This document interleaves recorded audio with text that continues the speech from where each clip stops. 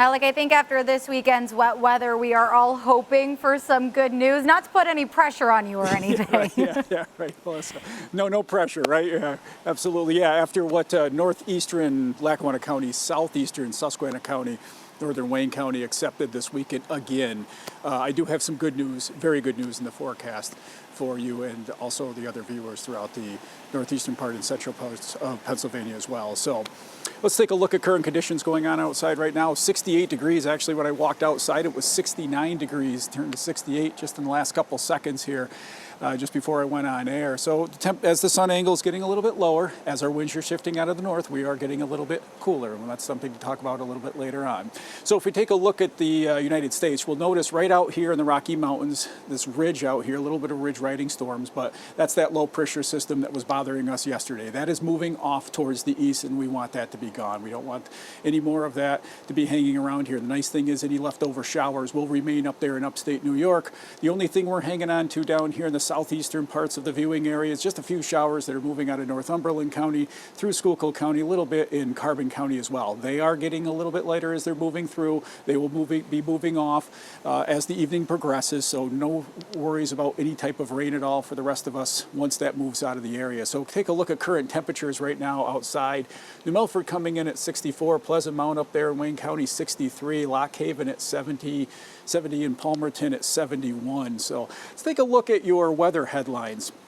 Showers will be ending overnight, mainly dry week. I can't stress that more. Mainly dry week. Hang on to that one right there. And the weekend right now is looking very good. So let's start at the mid-levels of the atmosphere. Notice very high amplification jet stream here. Look at the ridge right here. We have those ridge riding storms here. A lot of warmth out here in the western parts of the United States, but this deep trough here.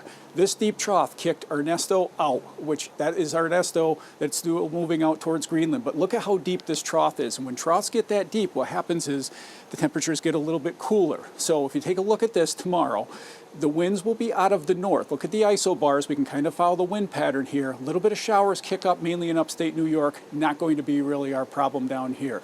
Good day for Tuesday. Wednesday, as that wind, notice high pressure systems out here, right? They spin clockwise. So that wind is coming down in this direction, north-northwest. So it might spawn off a few showers Wednesday, but nothing significant in terms of rainfall.